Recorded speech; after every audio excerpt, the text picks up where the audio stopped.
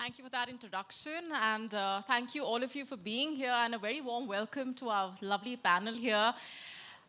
Shifting stance or structural transformation, that is a loaded question that, in fact, I often find myself personally asking as well as we report on some of the biggest global stories shaping our world today. And I think it perfectly encapsulates the kind of challenges and the opportunities that we are witnessing around the world. And over the next over the course of this conversation, we hope to touch upon those challenges, but also look at the many ways in which they can be navigated, also the converging points that geopolitics and technology really have. So what role can technology play when it comes to just maneuvering the shifting dynamics that we are seeing around us? Are those shifting sands, are they coming with a sense of permanence? Are we seeing a shift towards a new world order? What about India navigating those opportunities and challenges? So that's just a brief overview of what lies ahead as far as this conversation is concerned. And I'm personally very excited to delve into those aspects with our lovely panelists. So we will also be turning to our audience towards the end of that session. So that's in store for the next 30 minutes for us. Beginning with Ambassador Ellis, let's just talk about the way in which we've seen the relationship between the UK and India come about. What, to your mind, is the biggest challenge at this point? Thanks very much. The biggest challenge is on the UK side is the adaptation to, I wouldn't quite call it a new world order, but a very different world from the world of even 15 or 20 years ago, and how the UK and India can make the most of that. It's not for me to tell India what its biggest challenge is, but I think that I've just come out of the FTA talks today. That is one of the ways we are essentially creating a series of frameworks. We've done it on mobility. I hope we can do it on tech. We're in the middle of doing it on defense, which establish a different kind of partnership with India. There's always a possibility between the UK and India in falling back into the past, and that can be scratchy sometimes, but what I see is a big determination on both sides to look to the future. We're not alone in that. The United States is doing it. All countries are doing it. If I could sneak in, I was thinking about your question, and the subject of the panel, I would say that it's not that it's either shifting sands or kind of structural change. I think the structural change in the world is two shifting sands. That the familiar structures which I joined the diplomatic service with, which were difficult but clear, have essentially broken down. So you do have some new patterns which I think will last for a long time, of which the rise of India and this region is definitely one. But what that's led to is essentially a state of shifting sands. And I don't think that's a kind of temporary phase. I think that's just how the world is.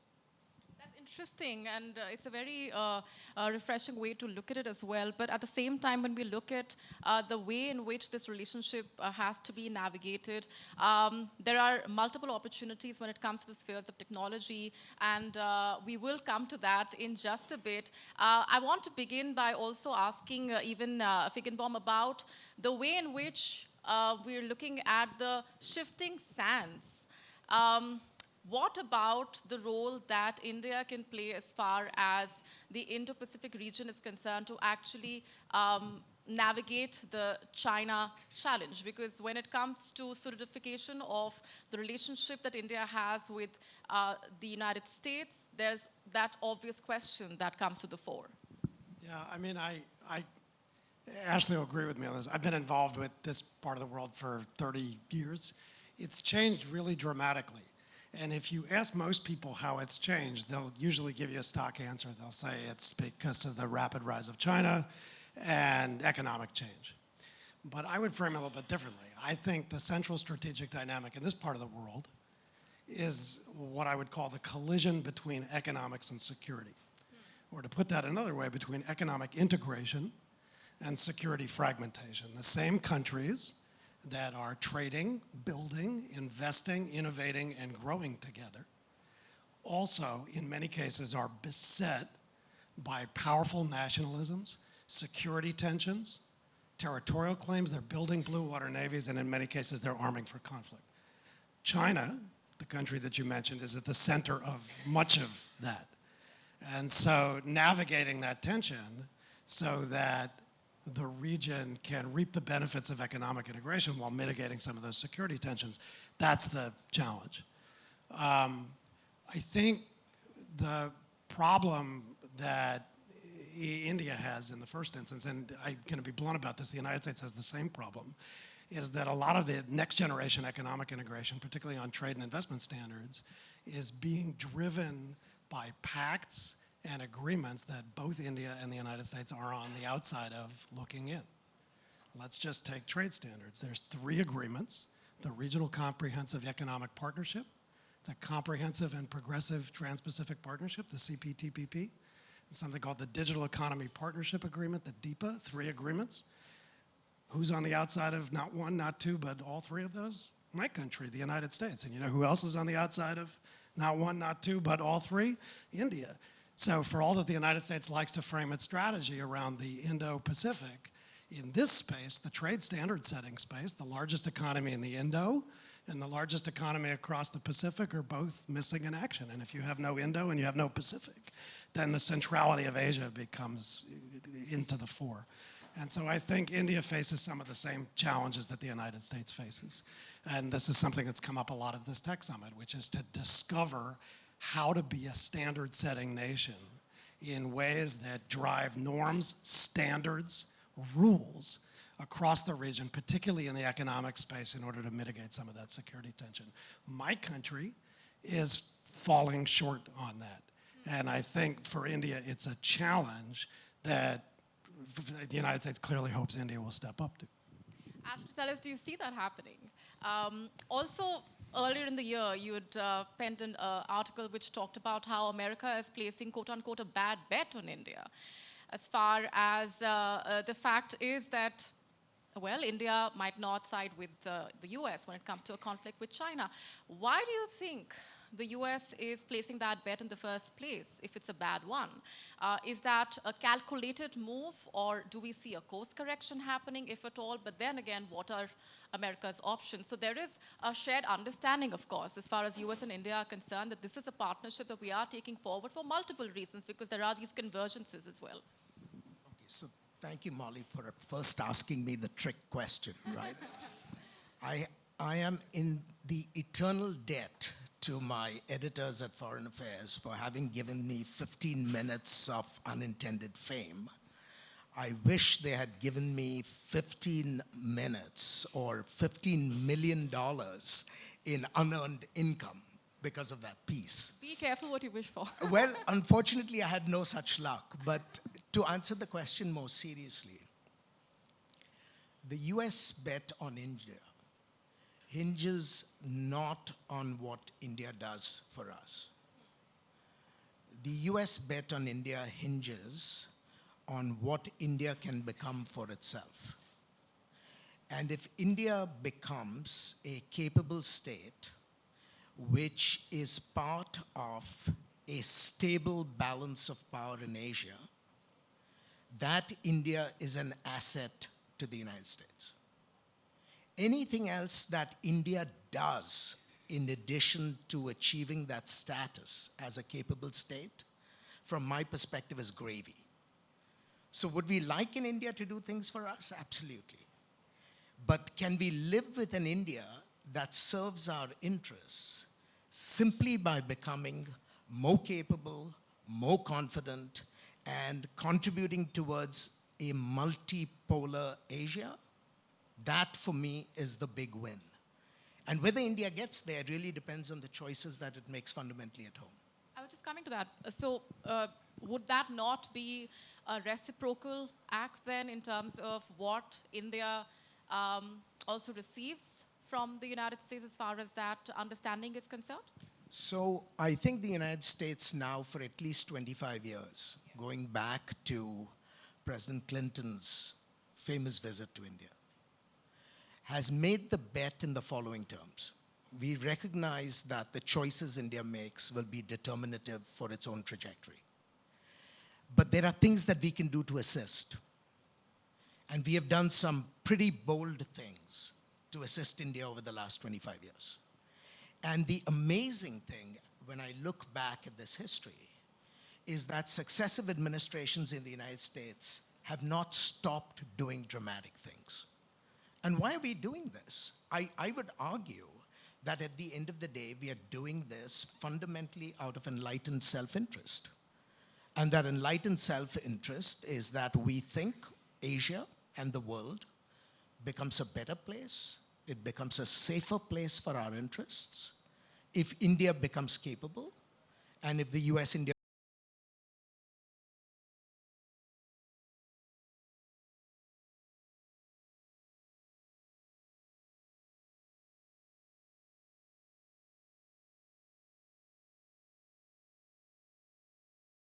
Your initial thoughts, first of all, to this loaded question that we're dealing with this evening. Shifting sands or structural transformation?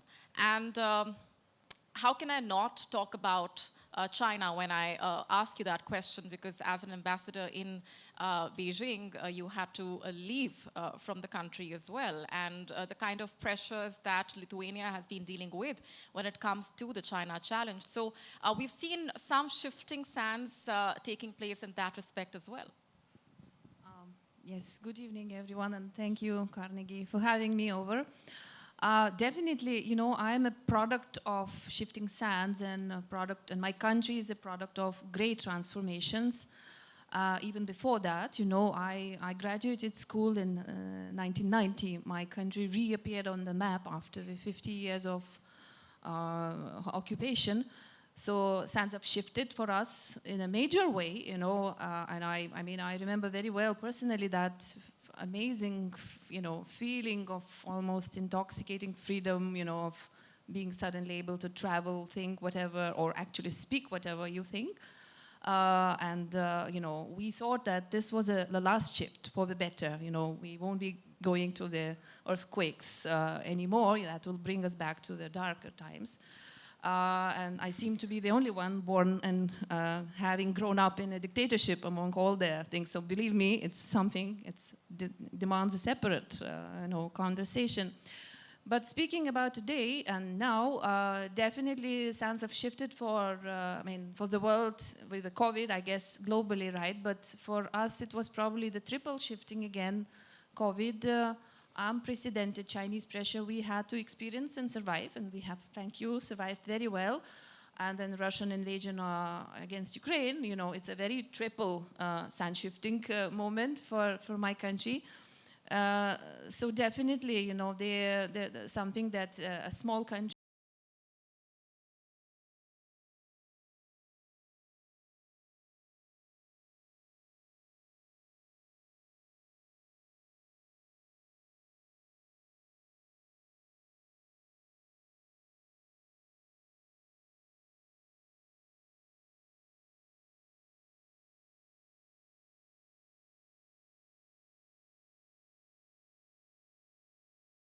more.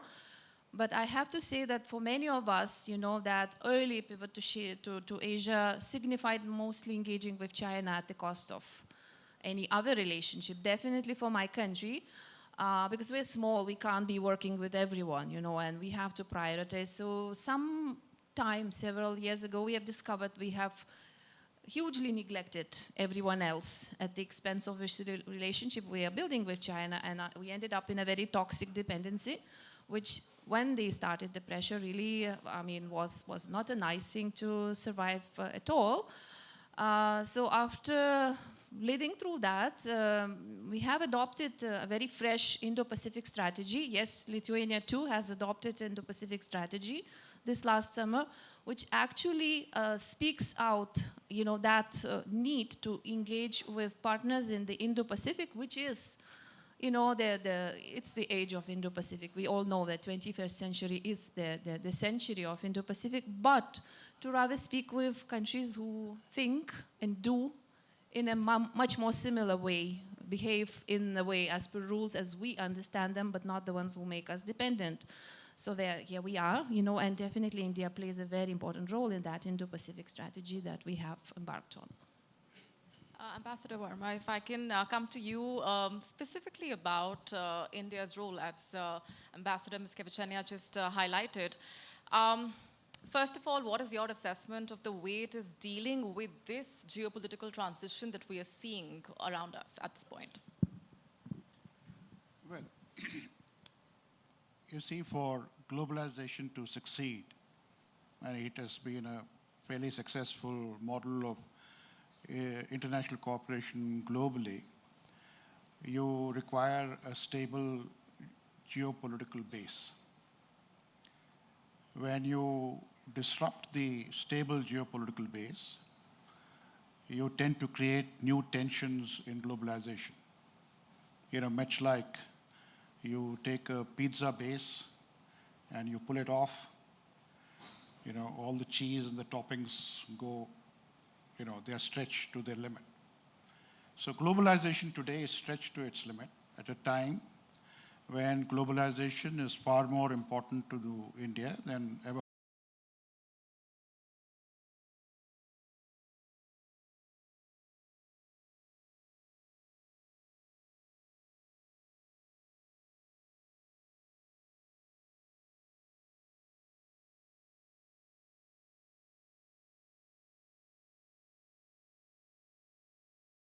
Free flow of capital, free flow of technology, free flow of energy.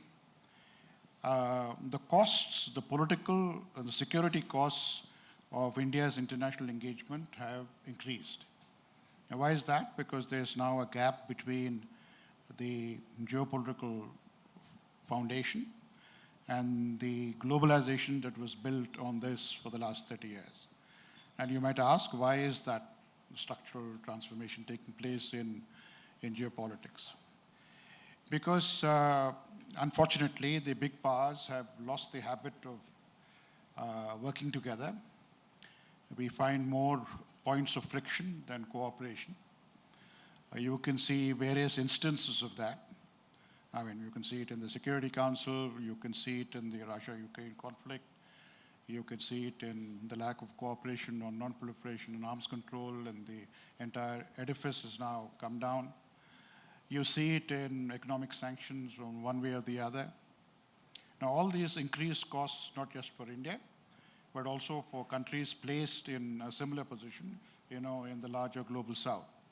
And I think India's diplomacy has been extraordinarily successful, that despite these very great stresses in the international system, that we pulled off under Prime Minister Modi's leadership, the G20 success. That is extraordinary success given the fact that in various places that, what are the chances of the big powers getting back together? I think the sooner the good sense prevails, the better it is, because I think the sense of mutual accommodation,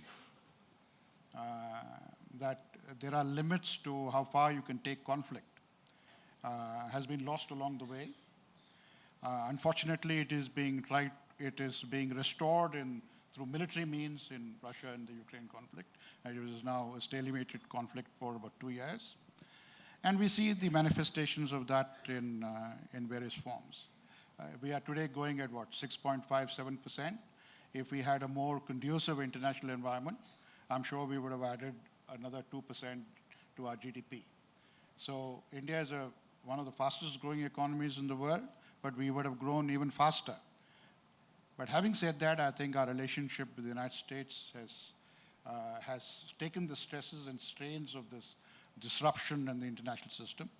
The United States, and we've discussed this in the last 3 days, is extraordinarily important for India's development journey, for our regional engagement, for our international engagement. So I would hope that we can get through these strains, this period of instability, and get back. And actually, our India-US partnership will actually accelerate if the international systems become more conducive. Ambassador Ellis, is Russia still a sticking point when it comes to the relationship between India and the West? I think what is going on there in relation to Russia is, and actually maybe a bit what's happened from Hamas in the Middle East and Israel's response to that, is really, I think they're driven by the same things, which is essentially to try and stop the future from happening. Russia has tremendous negative power, less positive power, I would say, but considerable negative power. And there is quite an interesting future which Israel and the Gulf states and Saudi Arabia are seeking to construct. And I think that is not in the interest of Hamas, and they will do what they can to try and stop that from happening. Ukraine effectively had already decided its future, I think very importantly in relation to the European Union in particular in 2014, which led to Russia's action. So I think the shifting sands is actually a reflection of some new futures which are beginning to be described and those who feel that they lose from them. Funnily enough, I think India is peculiarly adept at managing this situation, I have to say. I rather agree with the ambassador here. It's done that very well. But so I see Russia as powerful, as negatively powerful. I don't see that you would see the country like the United Kingdom from shifting in its desire for Ukraine to be able to choose its own future rather than have its future imposed by an occupier. But I still, I think we're probably all natural optimists. Certainly if you grow up in a dictatorship and then you're freed from it, you have to be an optimist for the rest of your life, I think. We all could use some optimism, definitely. Yeah. So I think that there's quite some interesting and exciting future which is trying to be described. What you're seeing now is the reaction to that. And I'm all for kind of supporting that better future because that enables the sort of opportunity and growth which a country like India, and not just India, I think there's a whole series of countries which see this great opportunity over the next decade or two to develop and grow. They're having to do it in a much less benign macro environment, like a geopolitical macro environment than we had between 2000 and 2020, no doubt about that. And you would like to establish that environment. So that would be good for the United Kingdom. The United Kingdom's economy suffers from what happens, Russia invading Ukraine, as it suffers from what happened from Hamas attacks on Israel. So it's kind of, it has global consequences. But I think that's going to be quite a hard path because of this is a very, I don't think competition and contestation is going to go away. David Cameron coming back into power, it's very interesting. One of the first things he says coming back into being foreign secretary is the world, I started being the prime minister in, that is over. It's not coming back. So how are you going to establish that something better in the world that you're in?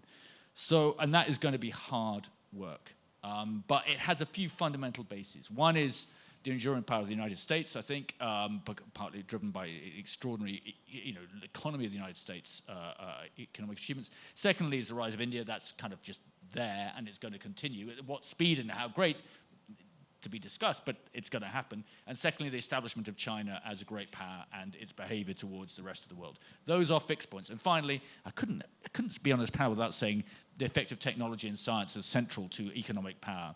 And going back to Evan's point, the trouble is that issue, which you've been talking about the last 3 days, is absolutely on the cusp of the economic integration and the security disintegration. It's kind of where you really get the hardest judgments to make. Partnership between India and the UK as far as technology is concerned as well is an integral part. But just touching upon what you mentioned about David Cameron being brought in, the kind of churns that we are seeing within the UK establishment and the political sphere, what does that really mean for its foreign relations and stability in that respect? Well, I think we've given ourselves a few systemic challenges over the last few years, but our system responds to it. Just a few. But that's kind of the turbulence you're in. I wouldn't say if you looked around most of the countries of Europe in some way or another having to deal with the consequences effectively of low growth and a very complicated macro environment because everyone's been hit by the shocks of the last few years. So I think that's what happens in political systems, and I would say, the system works in the way it does, and it produces quite rapid change. But I don't think that's exclusive to the United Kingdom, and I don't think it's going to stop in some ways across the world. You will have very complicated political environments for developed economies with relatively low growth, the complex world in which we're describing, and frankly, increased volatility. I don't see that volatility is going to go flattening down. I just think it's going to continue to bump. And that is a tough gig for any politician. I'm not a politician, I'm a civil servant, as to how you manage that.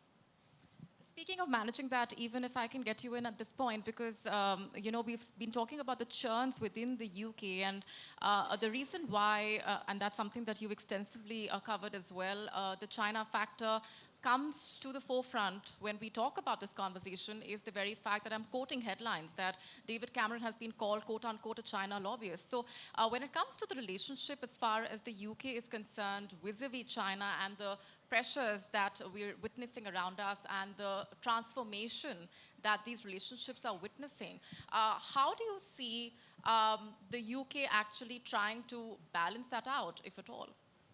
The UK? I mean, the UK, as far as the China factor is concerned, and given that that is the baggage that it comes with when it comes to its relationship with India as well. Yeah, well, I'm not British, I'm American, so I'll give you a very American perspective. I mean, I think the UK, like a lot of countries, is going to have to navigate both a more assertive Chinese foreign policy in the first instance,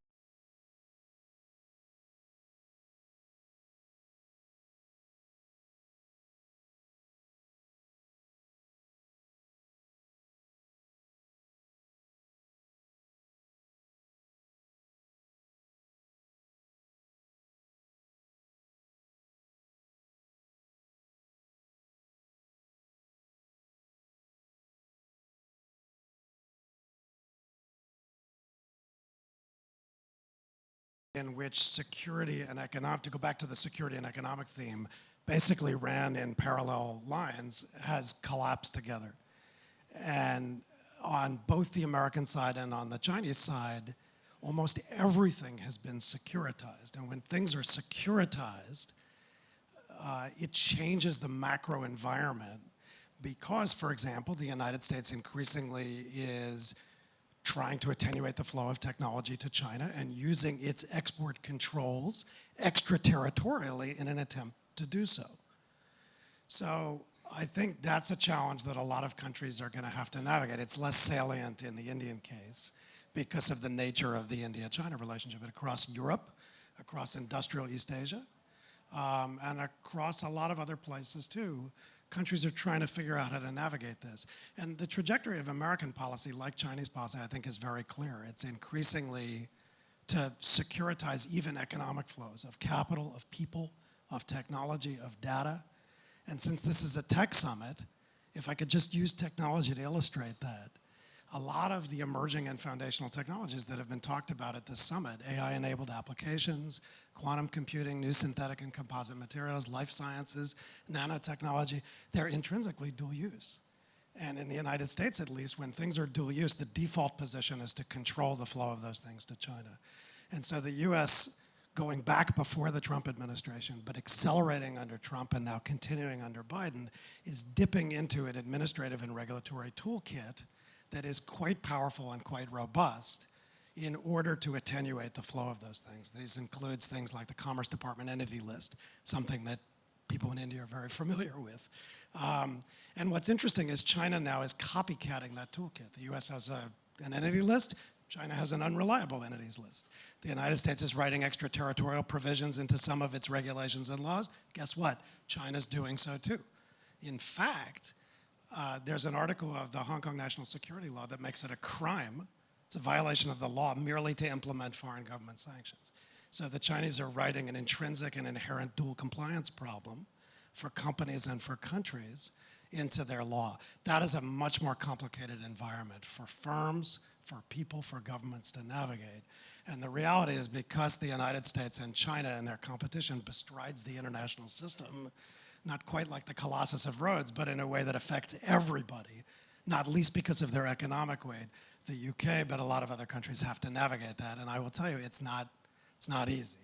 And that's why there's a lot of tacking back and forth, and very few countries are doing it well.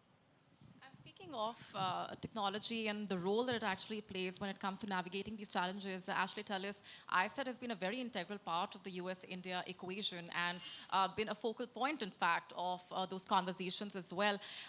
What is the potential, according to you, that this specific tech partnership and the overall relationship between the two sides really has when it comes to exploring these opportunities? We've seen some challenges coming about, but those have been encountered as well and dealt with. So I think it's an initiative with enormous potential for three reasons. First, the activities are focused on the sunrise sectors of the global economy. It's not looking at the industrial past. It's really looking at the cutting edge of what will dominate the global economy and the technological system for decades to come. And that's very different from what we've done before. Second is that it's focused not simply on governmental activity, though governmental activity is important, and I'll flag that in the third point, but it's focused on getting the most productive elements in both countries to cooperate and work with one another, and that's the private sectors. And that, to my mind, is reason for enormous optimism, because there is an ingenuity, there is a creativity in the private sector in both countries that simply cannot be matched by governments. Sorry, Harsh. I know that governments, play a critical role, but the drivers and the drivers for the next several decades will be the private sectors. But having said that, governments do play an important role. And the role that the US government is playing is clearing as far as it can and as fast as it can the labyrinth of export controls that Evan referred to. And that clearing that labyrinth is extremely important because it is an edifice that is 40 years old. It was designed to prevent advanced technologies from escaping the United States. And the US government now has the challenge of reforming that system enough so that it can actually permit the export of technologies that previously was simply inconceivable to export. And so all these three elements have come together in a very productive way. We're still at the very early stages, but the evidence that we've seen so far gives room for optimism. But you should be asking this question every year because that's really that will propel, it will focus both countries to keep the pace and the improvements that have been demonstrated so far. Ambassador Miskentena, how do you describe the relationship between India and Lithuania at this point? And we've seen some very interesting conversations happening on that front as well between the two sides. Well, it's definitely about technology, and absolutely sure after spending 1 year now in the new India, because I keep on coming to India after extended periods of absences, that it's only about technological partnerships that we are talking increasingly, and I'm very happy to see very humble, fruits of that. Well, I was myself intrigued to learn that, in telematics, for example, a country from a tiny Lithuania has 30% of India's market for the hardware devices. That, the Aadhaar 2, that is under development right now in India, will have a little bit of Lithuanian technology because there is a company working on one specific function because they are leaders in the world. So what is good is that I think in technological partnerships, size doesn't matter anymore. And it's very important for a small country like mine because we have no oil and gas. We had set the course 30 years ago to develop human, intellect and brains. And I think, the beauty is that in India you can scale up everything that is, happening nicely on a smaller scale. So with my country now firmly on the path of, a national semiconductor mission, we are very much in that, and India has been, embarking on that mission already. I think, sky is the limit. But also what I want to mention, what I think Evan has mentioned in the very beginning, India's role, again, it's not just business opportunities, and it's not just, profit. Standard setting role for technologies is extremely important because, again, if I come back to our own past, that dictatorship versus democracy, like I can't really not speak about that, but I saw what is technology in countries where it's mass surveillance, where it's employed in, whatever racial recognition, or, technologies that are meant to suppress a certain group of people in a country, where it's used to massively manipulate narratives to prove the opposite, exact opposite of what is happening in reality, then I think standard setting is important, and India's role is extremely important. That's where we really are very hopeful for. What have you enjoyed the most about your time here in India? I'm sorry, but I have to repeat what the US ambassador said, but it's definitely the learning experience. Because first time I came to India in '94, then I have revisited for extended stays several times, and I mean, it's probably, well, it's a cliche probably, but that dynamism and change every time that strikes you and surprises you.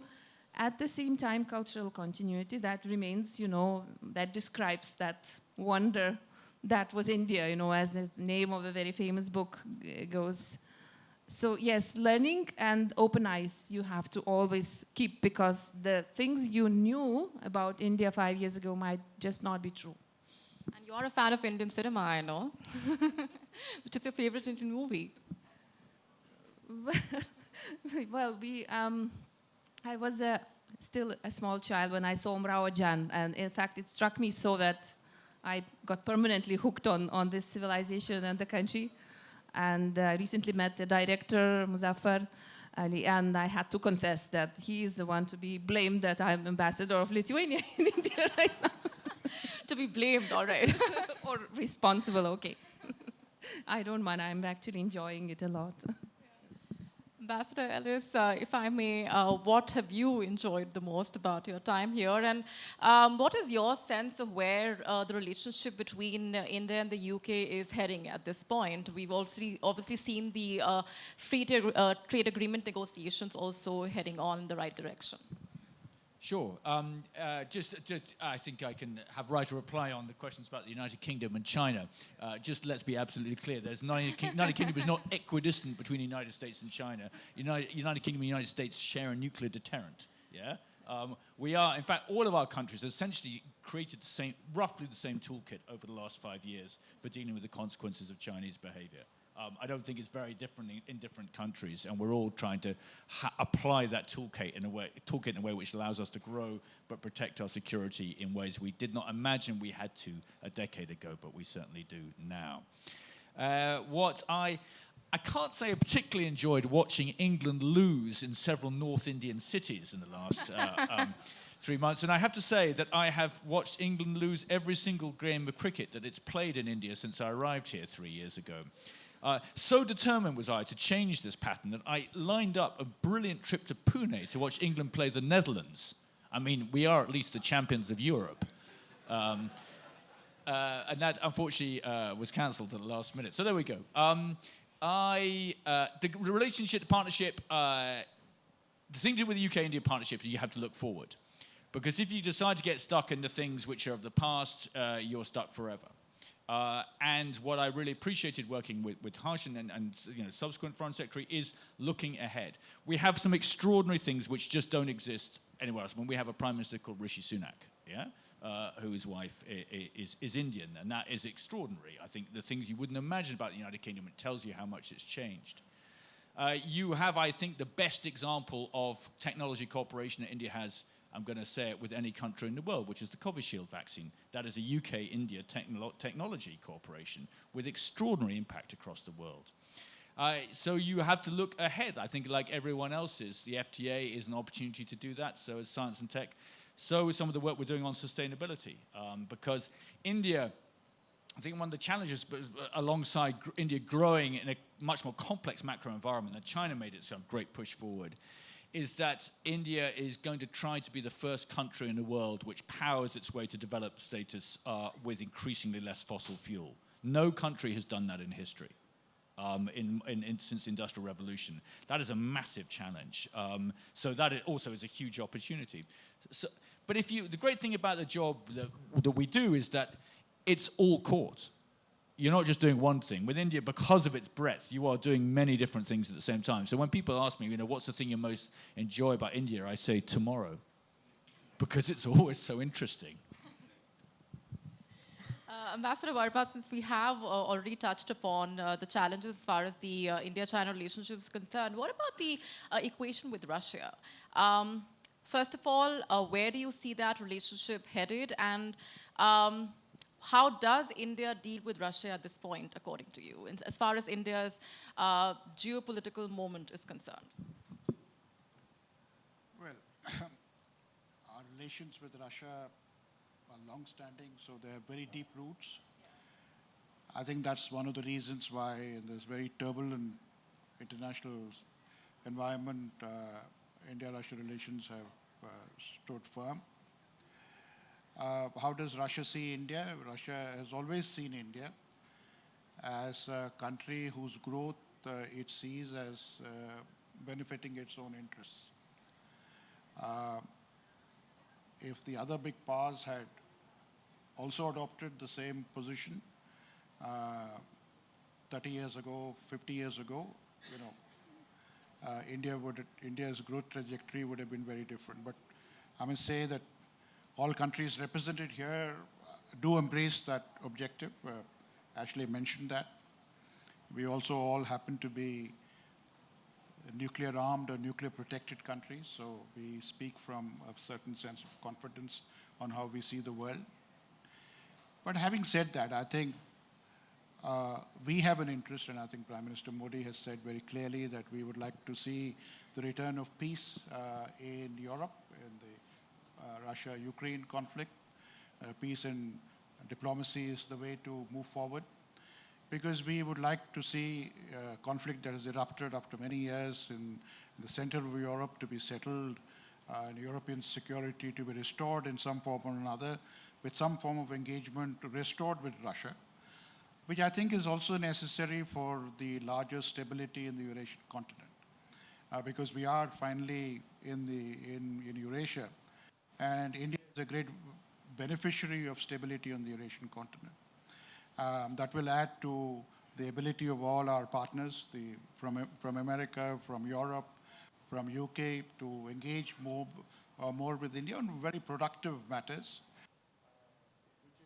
which is what we want to welcome. So, though the war in Ukraine is now, in a sense, stalemated, it's been there for 2 years now, but all wars of attrition, in a sense, tend to move in the direction of the bigger power, which is the case in Russia.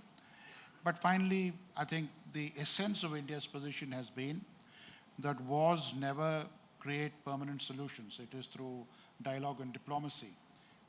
And that has been a consistent position of India right from the outbreak of conflict from February 2022, and that has remained so.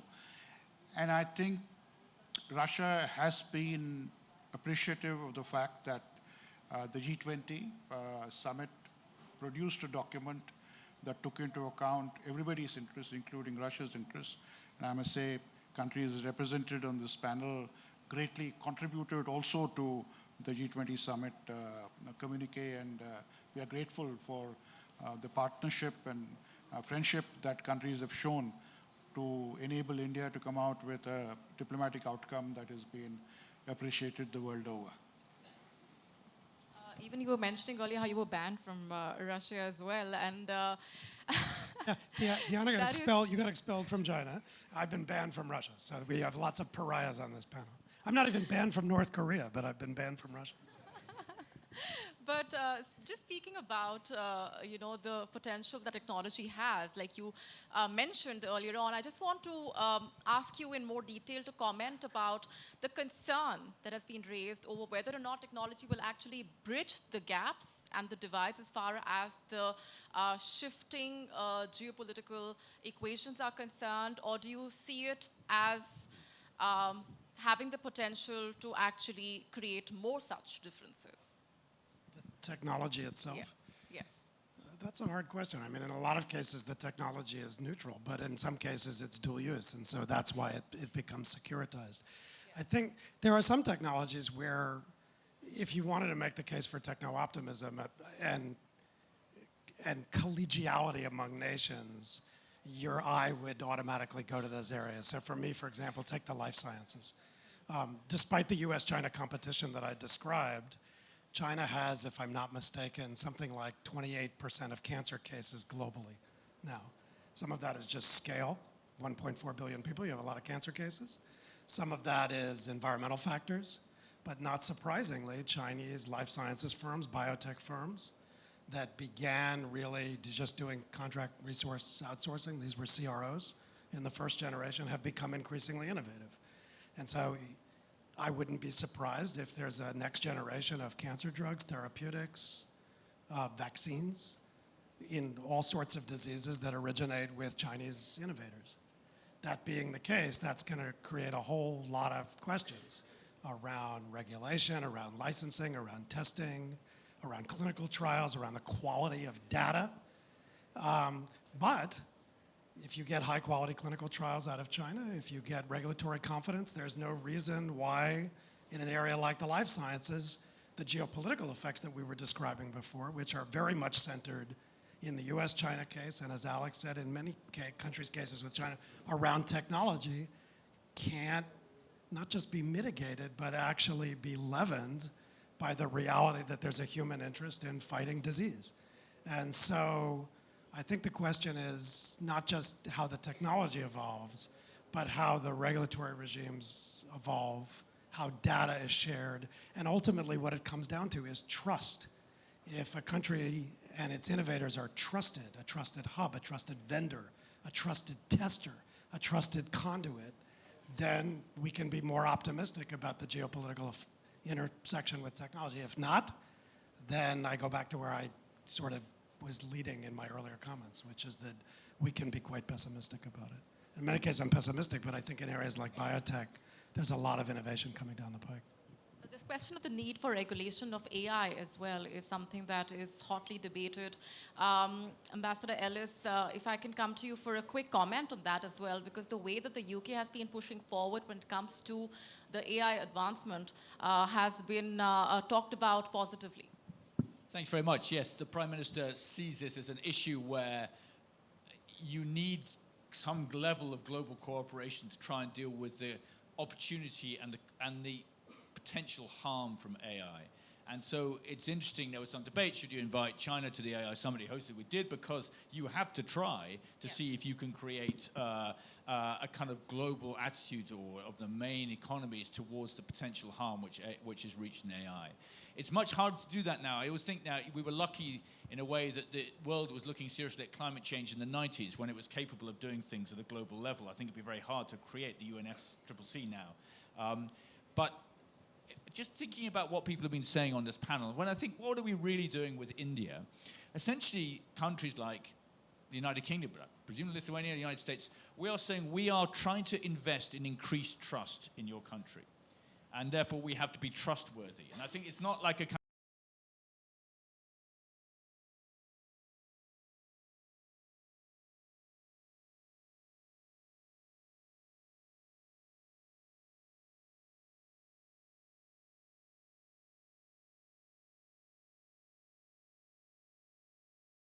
And that's what I think essentially the countries on this panel are trying to do.